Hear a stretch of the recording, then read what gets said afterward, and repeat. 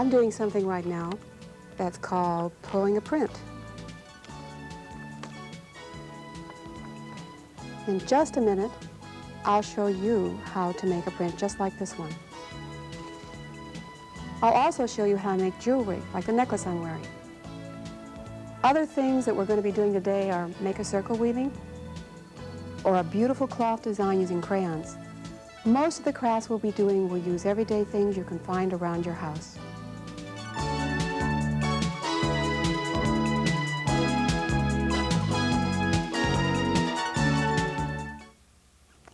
Hello everyone, I'm Hanson. I'm an art specialist who works in schools. I also do art projects with children in the neighborhood. Sometimes they want to make something to give as a present.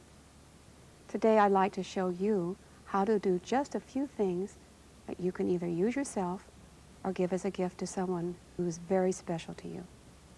The first thing we'll do is make a print. For this, you're going to need a styrofoam meat tray, a brayer, which is a little rubber roller, some printing ink. You should try to get the kind that says water soluble. That's much easier to clean up. You also need scissors, a pencil, some paper towels, it gets a little messy, a pan or a cookie sheet, and lots of newspaper. Now the way we're going to do this is we're going to first make our plate. A plate is what you call what you use to print with. And for that, you can get the styrofoam meat tray. Get one that has no printing on it. It should be absolutely smooth because everything that's printed on here, any words or letters, will come out in your print, and you don't want that. So try to find one that has nothing on it at all. What you need to do is cut away the outside edge.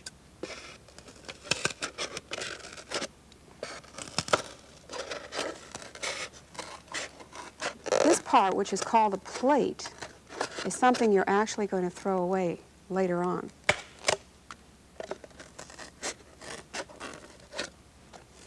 The print is the part that you're going to have when you get done. That will be on the paper part. The reason this is called a plate, by the way, is because in the old days they used to make this out of metal, which was a lot harder to work on. Now that we have styrofoam, it's much easier. Okay, now, all you need to do is use your pencil and draw directly on the styrofoam. Be sure that you really press down so that you get a nice deep line. If you think it's too shallow, you can always take your pencil and go right over it again. Doesn't make any difference as long as you end up with a nice deep line. Just keep drawing.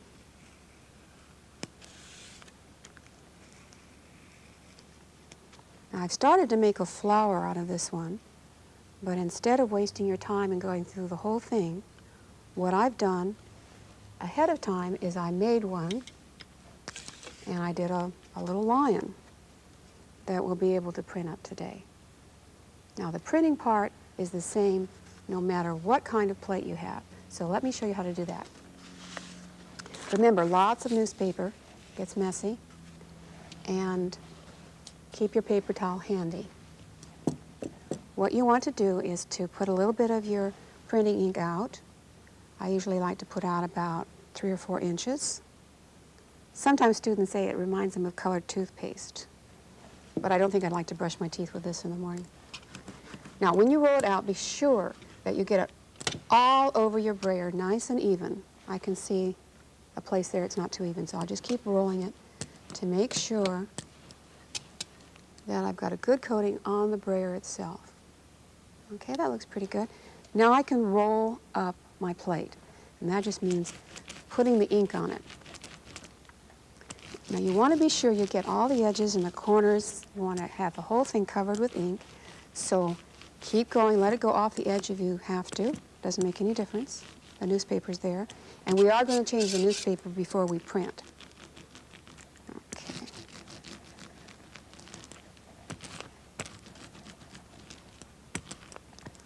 Now, when you set your brayer down, put it on the metal part so it doesn't roll around. You don't want it rolling off on the floor. Okay, I'm going to set this aside. put a fresh piece of newspaper, and then we're going to be ready to print. Now, for this, you want to put the paper on top, right on top of the plate, and when you rub it with the soft little pads on your fingertips or with your palm.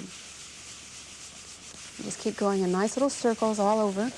Get those corners, get the edges. Now, sometimes some of my students like to peek, and they'll just take a little look and they'll say, no, still needs to be done a little bit more.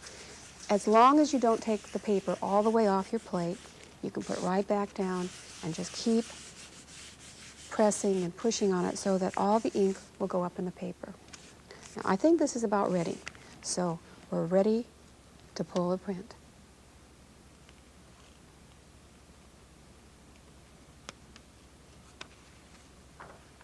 And there is your line. Now, there are other ways you can make plates, and I'll show you a couple right now. Again, we're going to use some everyday things that you probably have around your house. This one uses felt. So what you'll need to do is just cut out some pieces of felt to make the shapes. Glue them on a piece of cardboard. Sometimes I use a piece of cardboard out of a shirt or something that you buy from the store. I'll show you a sample that was done by a second grader. And then I'll show you the print from that plate. Now, anytime you have anything with any depth at all, you can make a print. So you can also make one from file folders. I'll show you how to do that one next. Now, someone once said to me, it's great, I can do the print, but how am I going to make the picture? What you might want to do is look around at some magazines or cover of a book. Find something that you think makes an interesting picture. Then draw it, but draw it so that it's very, very simple.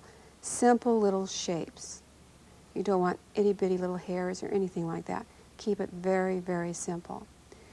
Then cut those shapes out of your file folder. You can see I did cut the frog out of this one. And then take some glue, glue it right down to another piece of file folder, and you have a plate. Now, this plate has been inked up, but normally it would just be one color, the color of the file folder.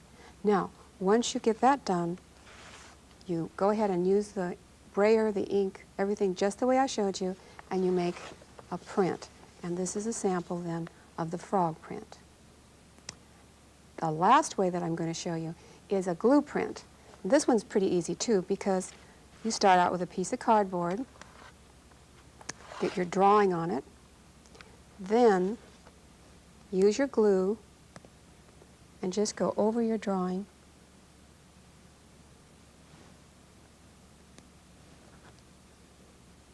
with the glue. When you first do it, it's white.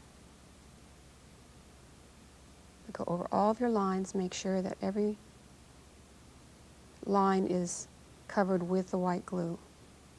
Now, I'm not going to do very much more of that. You get the idea.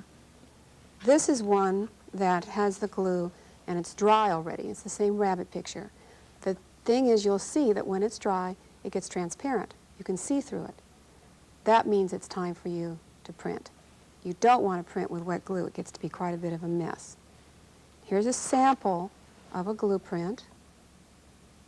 Some fish. They were studying fish in the ocean. And the student pulled a print, and this is what that looks like. Now, prints make really nice gifts. You can also use them to make cards. Here are samples of some of the cards. This butterfly was the styrofoam print, which was the first technique we learned. And then we have a card print, a little turtle. And we also have a bird done using glue. Another thing that you can do when you're printing is you can make some wrapping paper. Now, this paper I made, I cut the vegetables, painted them with poster paint, and printed them.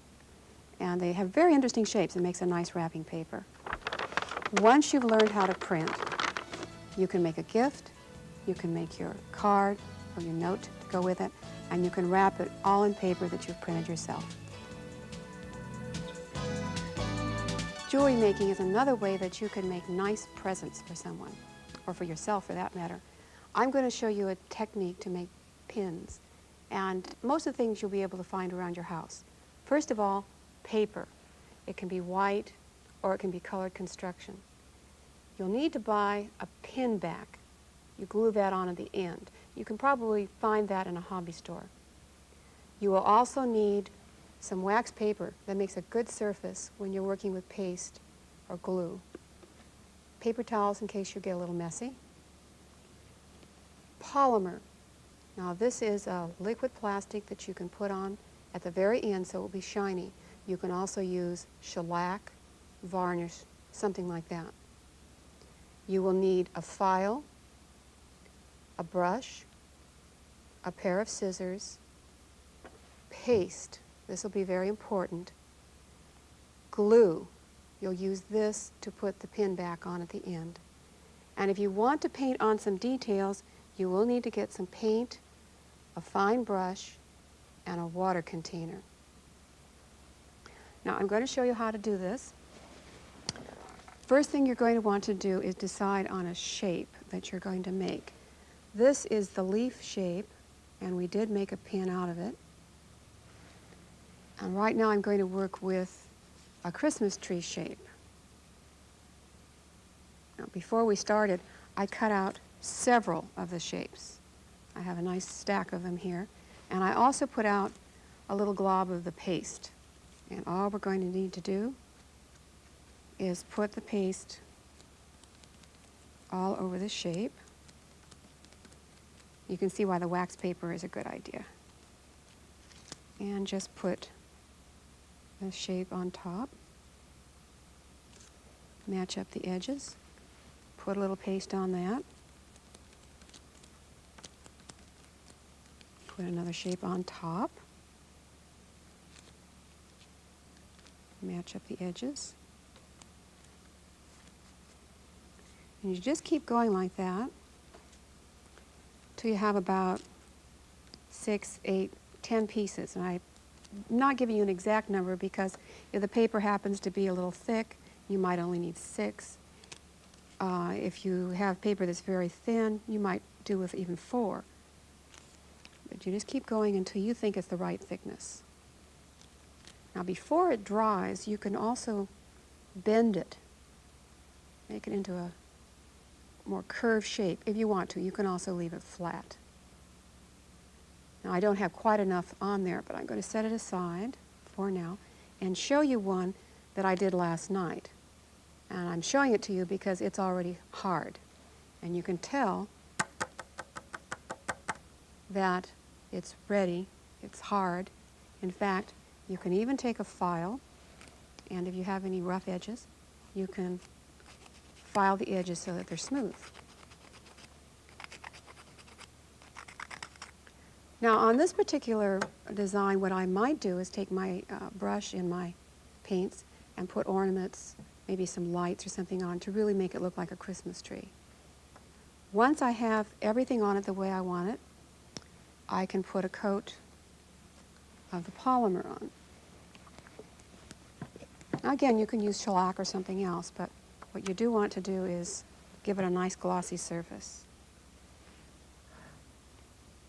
It's a good idea to work on the wax paper. This will look white when it first goes on, very cloudy looking. But once it's dry, it will be clear and very shiny. You want to wash your brush as soon as you finish. Water will take it right out, but once it dries, it gets very hard. It's just like plastic. In fact, polymer is plastic. It's a liquid plastic. I'm going to let my tree dry. Now my heart, I actually did about an hour ago. It's dry already. So all I need to do is glue some backing on it, put a little pin backing on it, and I think we'll use this one.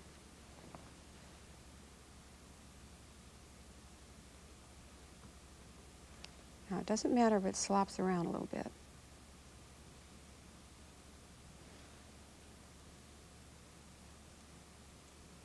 this one I need to bend a little bit. There we go. Now I can just let it sit like that until it's dry, and you'll be ready to pin it right on. These are fun to do for holidays. They're also fun if you want to, you're having a campaign for student body president or something, you can make yourself some campaign buttons. It's a fun project. Now I'm going to show you another type of jewelry making where you can actually make a necklace from beads. And for that, we're going to need to go over to the kitchen part so I can show you how to make the beads. I've already set out some of the ingredients that you're going to need to make beads for your necklace. You're going to need a stove or a hot plate, a pan. You're also going to need 1/4 of a cup of cornstarch, 1/2 of a cup of soda, 1/4 of a cup plus a tablespoonful of water to make your mixture. Now I also suggest you have a hot pad for your pan, a spoon because you do have to keep stirring, and a plate or a pan that you can put it out in when it's all ready. Now I've got the ingredients measured out, so we'll just put them in.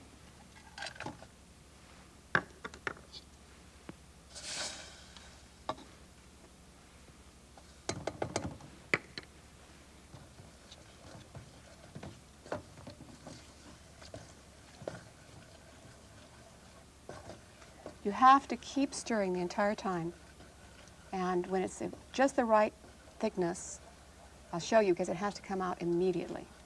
When you're stirring, it will get thick on you very, very fast. The bottom will get thick first, so make sure that you constantly stir it. Then the top, which is liquid, all of a sudden it will become thick too, so it's like this, kind of a thick glob.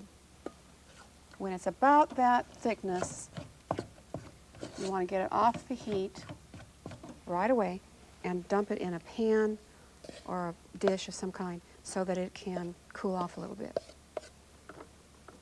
Now, while you're letting it cool, you can get out some of the other supplies that you'll need to finish your necklace. While this is cooling, I want you to look at a few of the other things that you're going to need to make your necklace. One of the most important things that you'll need will be a clasp. That's to close it in the back. You'll also need some cord or a string to actually string the beads on. Now, when you're forming your beads, you will either need a toothpick, a very small straw, some skewers, or a wire. When your beads are formed, you'll need to dry them. One good way to do it is on a drying box, and I'll show you how to make that, but you will need an empty box and a nail. Once the beads are formed, you will probably want to put a coat of polymer on, something shiny. You can also use varnish or shellac. You'll need a brush to put it on with. You're also going to need some clear nail polish. You will need pliers and tweezers, some things to help you work with the string. And if you want to add color to your beads, you will need either some food coloring or some paint. And of course, if you need the paint, you're going to also need some brush and water and things like that.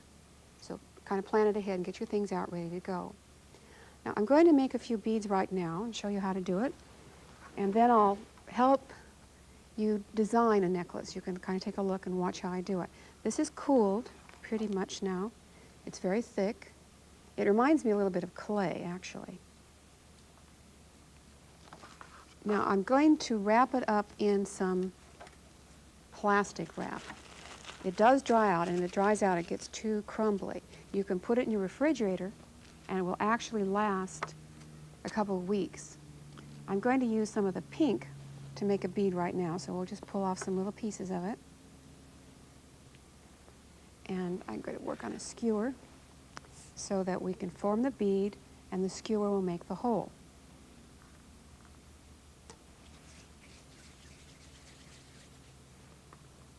Now, once you have your bead, while it's drying, you'll probably want to rotate it or move it around a little bit so it doesn't stick. You want to make it nice and loose. You can also move the skewer or the toothpick around to make sure you have a nice large hole. Makes it easier when you're putting the string through. Okay, I'm making two sizes here. I've got a big one and a little one, but you can make a flat one. You can make a square one. You can change the shapes. It makes it much more interesting while you're designing your necklace.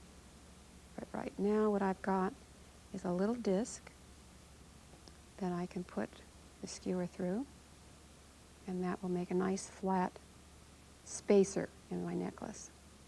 Now when I have a skewer like this, I'm just going to set it on a pan for it to dry. Another way, though, I mentioned earlier we can have it dry, is by making a drying box. That's particularly useful when you want to have a toothpick. What you need to do is use your nail to just punch some holes in your box, and then you can put your toothpick in and set it aside so your bead can dry. Now, you probably were wondering how we got color. We were working with a pink bead a few minutes ago. Well, let's take a little bit of the white that we made up, and I'll show you how you can add color. There's two ways you can add color, really. You can add it now before you make your bead, or you can paint it on later at the end after it dries. But for now, let's just take a little bit of food coloring. I'm going to mix it with a fork. Just takes a couple drops.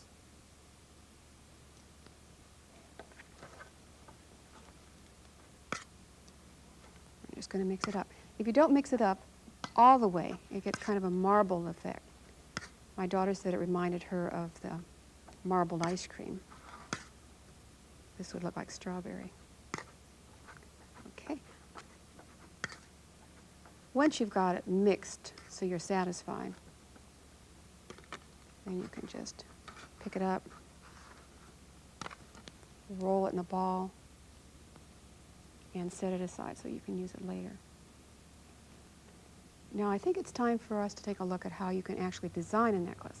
So let's move some of these things aside.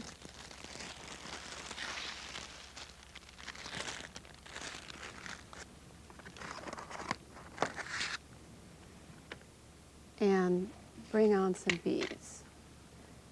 Now I've had these beads drying on skewers, and you can see I've set them on meat trays, or you can set them on pans to dry. It makes a nice little drying system.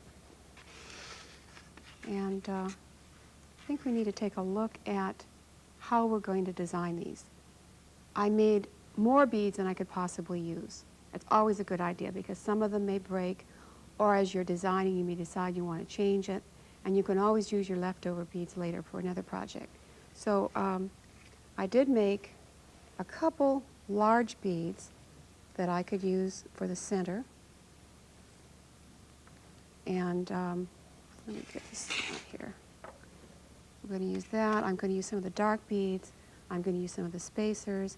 And I'm going to put together a designed necklace and use a cord that has a clasp on the end, and the end that is free, like this, I've dipped in the clear nail polish.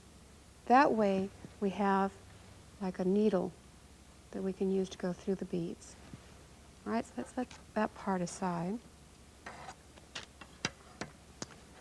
Now I'm just putting these rulers out here so we won't have the beads rolling all over the table. Okay, so I'm going to have that. I think we'll take a couple of the dark ones to put on either side, and some of the medium ones. When I was making these beads, I used coffee instead of water, by the way, to give it that color. And the ones that are really dark, I use stain, wood stain. What you can kind of do is just play around with your beads and see how you think you'll like it. You can always make changes, move things around. The fun part is really designing and putting it together. So use this opportunity to change things and see how you think you're going to like it best. Now, I'm not going to go too far because it will take too long, but I am going to string a few of the beads for you so you can see what we're talking about. Okay, I tied a clasp at this end, and I'm going to start stringing using the light colored beads.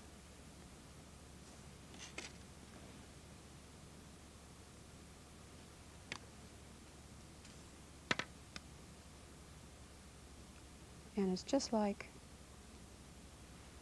stringing beads. My daughter used to string beads when she was in kindergarten, just like that. I think I'll put on a couple dark ones. The thing you do need to remember when you're making a necklace is that you want the center to come either around 15 or 16. If it's 15 or 16 inches long, you're going to want it to be about 8 inches. If you want a little bit longer, perhaps it's going to be 10 or 12. So you can keep measuring to see about where you think you should put your center beads. And of course, you can always put it up like this to see if it's the right length. If you're making a necklace for someone else, you might want to take a look at their clothes or decide what are their favorite colors and design the necklace with that in mind. When I made the necklace that I'm wearing, I knew that I wanted to have pastels, so I very carefully picked the colors to go with my outfit. Okay, I think you have the idea. Just string it up, and then we can put the center ones in and repeat the beads until we have a necklace that we can finish off and use. This one would be a choker. A choker is a short one, about 15 or 16 inches long. Now, I mentioned leftover beads earlier. I'm going to show you what you can do with them. You can actually make a pair of earrings with them. What you do need to get from a hobby store would be a pair of earring wires, and you will also need a wire to put the bead on. Now, that wire that you put the bead on comes from using a plastic sandwich twist. Just soak that in water for a little while and strip off the paper, and it will give you a nice wire to work with. I'd also like to mention that we can combine some of the projects that we've been talking about. For example, we made pins. You can use the same technique to make a medallion and combine it with the beads to make a really nice necklace. I have one here that combines the two techniques, and it has fish and beads combined.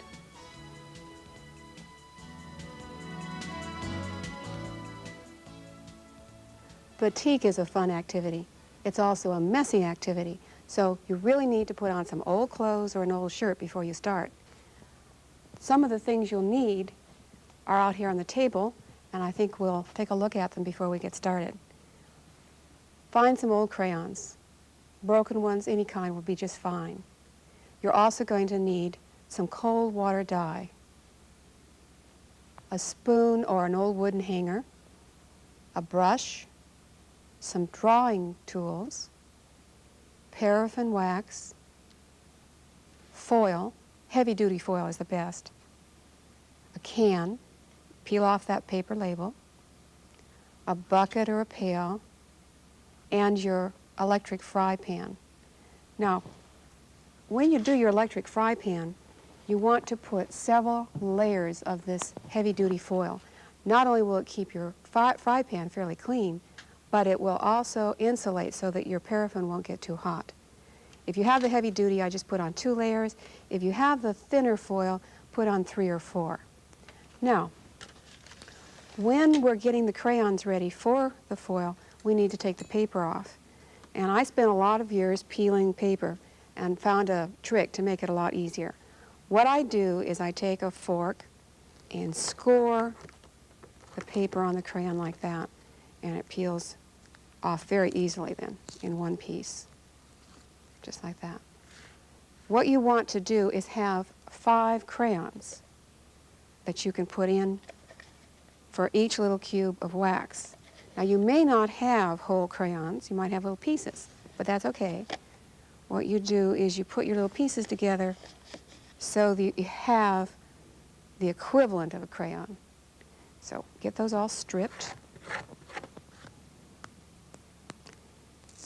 Now, I'm peeling orange, but I didn't have 5 oranges that were all the same. I had some that are light and some that are dark.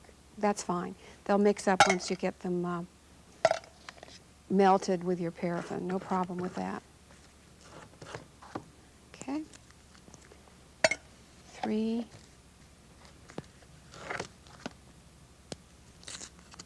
See, this orange is very dark, but it won't make any difference. 4. And 5. You can double this if you want to, have 10. But if you have more than 5, you have to increase the paraffin. Okay? And we'll set that inside of the pan. Then we're all ready to go. Once we have all the colors in here, we'll be ready to start painting our wax. I've already preheated the crayons so that we could get started. Normally, when you have your wax all set up and turn on your electric fry pan, you should have it around 300 degrees, and it will take about a half hour for the crayons and the wax to get like liquid. You want to make sure that they are totally melted.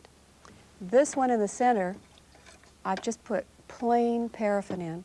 The reason for that is I use it to clean my brush when I change colors. I'm going to leave my brush in there right now to just soften up a little bit. While your wax is melting, you might think about what kind of design you want to do, because that's very important. I designed this a little earlier, and I did it all in pencil. Now I can go over it with black marker. And I'll just finish off the last couple of lines here. Using black marker is really important because when you put the fabric on, you want to be able to see the design through the fabric. Those lines will be your guidelines when you're actually painting the wax on the cloth. Okay, I'm going to start with some red, which is right here. And what I'm going to do is put a little bit of the wax right on the cloth. Now I'll go up to the lines, but I won't cross the lines. The other thing I find a lot of people do is they forget to go back and get some more hot wax. They just keep painting away, and the next thing they know, they're working with something like cold crayons. Best thing to do is just count 3. 1, 2, 3. Go back, get some more wax. Come back, 1, 2, 3. Go back and get some wax, and just keep doing that. Eventually, most of your picture is going to be totally covered with wax. You might want to leave little spaces here and there. The dye will soak into them, and that will be very interesting. By little spaces, I'll show you what I mean. Okay, I finished the red right here. Clean my brush. And I'm going to pick up some orange. Okay, pick up some orange. I'm going to come right up here and do this ray. I'm not going to quite touch the red. I'm going to leave a little space.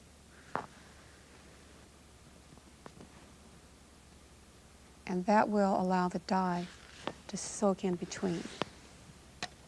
Now I've done one ahead of time so I can show you. Here it is. It's all waxed up, ready to go. I'll let you take a chance to look at it. You can see where I've let little white spaces between some of the colors. That really helps to add interest. Now this is a part my students sometimes gasp at, because what I do is I crumple up the batik just like this, just like it's an old newspaper or something. And sometimes if it's a really hot day, I'll put it in the refrigerator, because then it'll get brittle, and when I crumple it up like this, it makes nice big cracks. Okay, so I'm going to crumple this up, open it up a few times, crumple it up again. Okay, and then I'm going to put it in the dye. Now, sometimes I do this in the bathtub, and sometimes I do it in the garage, because the dye can be a little bit messy. What I've done is I've put in a bottle of cold water dye, and I've added just enough water so that I'm sure the liquid will cover the fabric. Okay, now I'm going to save my fingers a little bit here and use a spoon or something to poke this down with. This part is the part you might want to get some parents to help you with, because it can be messy. Okay, I'm going to pick up just a little corner of it so you can get the idea. Okay, I'm going to turn it over, and I can poke it around a little bit more. I could even set it in the bathtub someplace and just let it soak for a while. Once I'm sure that the dye has really permeated in the fabric, I can take it out, lay it on some newspapers, and let it dry. Now, we don't have time to let things dry, so I do have one here that I did last night. It's already been waxed, it's been dyed, and it's ready to go. By ready to go, what I mean is we're ready to iron the wax out. You need an iron for this. I would set it on cotton setting, and you'll need lots of newspapers. What we're going to do is put newspapers on the top and the bottom and start ironing so that we can get some of that wax out. We'll have to change the newspapers every now and then because they will get saturated with the wax. So you do want to take a look and see how things are going. Okay, it's beginning to come. We can still use that newspaper though.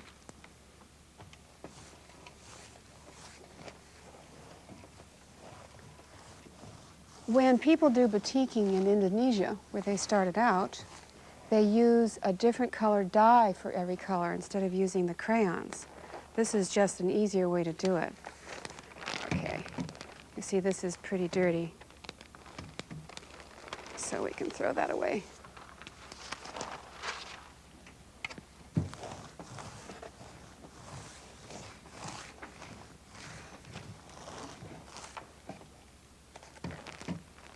Okay. That one's getting dirty. We'll throw that one away.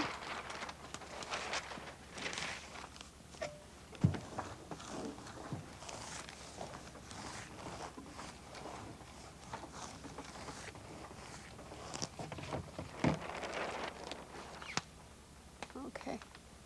Now the bottom one is also getting a little dirty. So let's take that one out too.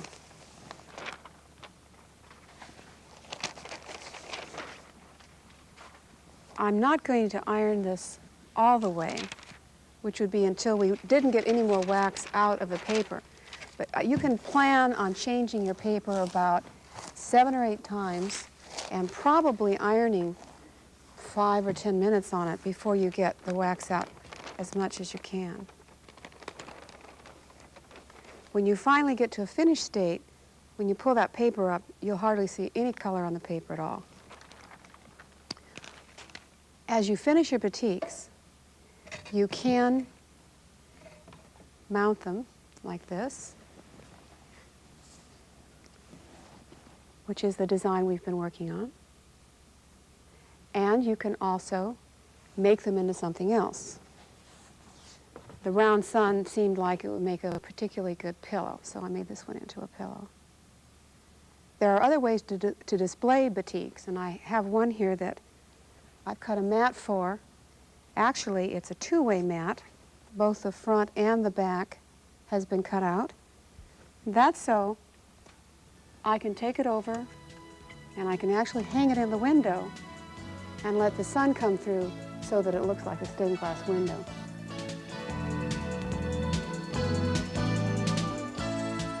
The last thing we're going to do today is something called circle weaving. You'll need a wire or wood hoop for this. You can buy one in a craft store like this, or perhaps even like this one that's bamboo. Or you can also use a hanger, just a plain wire hanger from your closet. You're also going to need string, some scissors, yarns, glue, and a few things that you can tie in or on at the end to make it more interesting.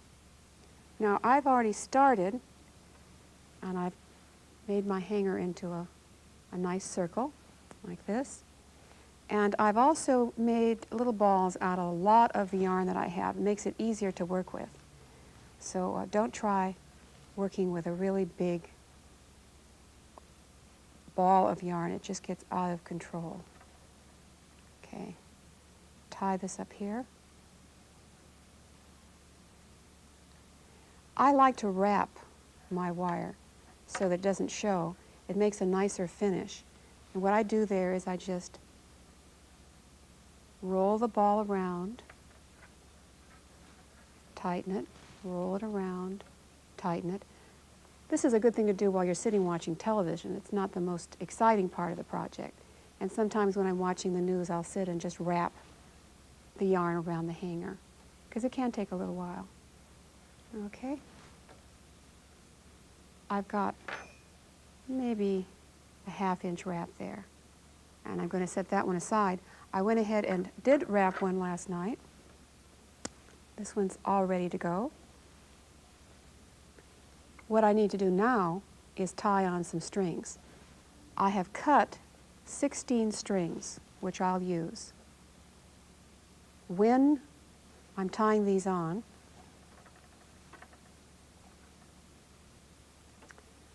I'll have a little piece left over at the end, kind of a little tail, and I don't want to cut that off right now. I'm going to leave that on. I'll cut it off at the end, but while I'm weaving, in case the string gets a little loose, I can tighten it by tugging on those ends. So I'll tie it across here like this.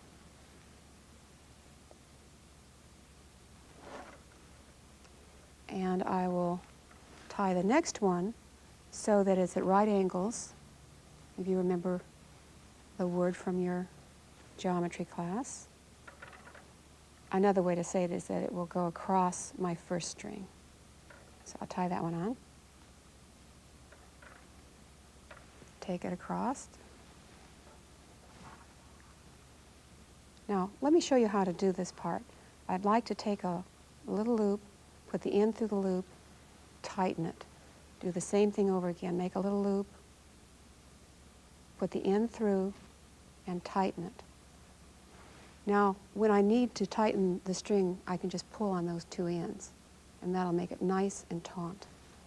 I'll just keep going, adding strings across, continually dividing the surface until finally I have all 16 of my strings tied on.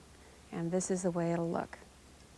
Lots of little fringes here that we'll cut off at the end, but we need to leave those on right now. A very important step. You must put on one string that goes from the middle to an outside edge. This will give you an odd number. This will give you 17 on this, which you need to have. Now let me tie this in the middle here. If you don't get an odd number of strings on, you'll find that under-over weaving just isn't going to work on this. So sometime if you're weaving along and it looks a little funny and you can't figure it out, stop and think, did I put on that half string that goes from the middle to the outside edge? Okay, I'm going to tie that on. Make a loop, put the end through, tighten. Make a loop, put the end through, and tighten. Okay, now we're ready to start weaving. This part is actually the loom. We've tied on something called the warp threads. Now we're going to start with the colors, and these are called the weft threads. To get started on this, we'll take a little ball and we'll tie the end right in the center. And let me tie this in so I can show you, just like that. And we can pick any spot on the circle, and we just start going under, over, under, over, under, over, and we just keep going around and around in a circle, under, over, under, over, under, over. I think you can start to see as we go around that we'll have a little pattern. In a minute I'll tighten it up and you can see even better how the center part will look. I'm going to do a couple couple of them really fast here for you. After you've done this for a while, and I've done quite a few, you will get very fast. But as you start, when you're slow, don't worry about it. Okay? Later on, I will cut off this little end, but we'll leave it on for now. And we just keep going under, over, which is the whole idea of weaving, under, over, around and around, so that we can get some color in. Now, if I wanted to change color, I could do that very easily. All I would have to do is take another little ball of color,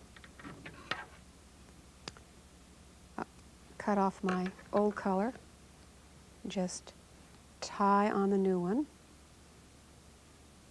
and we can let the ends stick out. We'll trim everything off later. But all we really need to do right now is get the pieces so that they're attached. Okay? And we can just keep weaving with a new color so that we'll get more and more colors as we go. Now, last night I also went ahead and practically finished one. Not quite, but almost. I did leave a few little places to finish off so I could show you. But I did want to point out that you can use something called unspun fibers. They're like this. You can buy some in the store. They tend to be very expensive. They look like this. This was just a hunk of cotton I got out of a vitamin jar, so that you can find pieces of unspun fibers you can put into your weaving in very common places. So I wove some of those in as I was going. Also notice sometimes I just didn't go around and around and around. Sometimes I went around and came back, around and came back. Or maybe I just went back and forth, under, over on 3 strings, or maybe just on 7 or 8 strings. So I could get a lot of variety in my weaving as I'm going along. Now let me show you finishing off up here.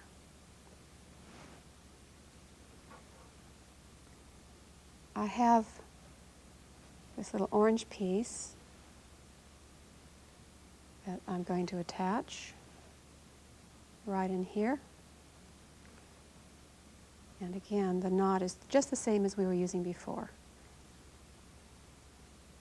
Loop and through, loop and through. We'll trim that edge off later. Okay?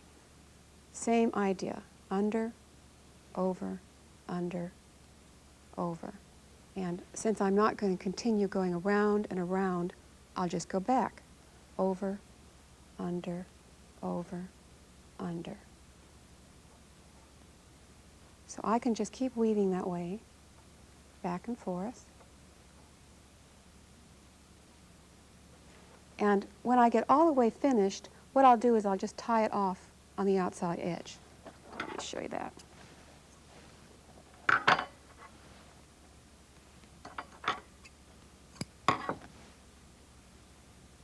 Same idea, a loop, put the end through the loop, and tighten it. Make a loop, put the end through the loop, and tighten it, just like that. Okay. Now, when I finish up, I mentioned we're going to take off all of these little strings. One of the things I like to do to make sure that my knots don't come unraveled is I like to put a little dot of glue on the dots, on the knots, little dots of glue on the knots. Okay. And when they dry, when those little spots of glue dry, it will help hold that knot in place. For now, I'm just going to trim off some of these edges.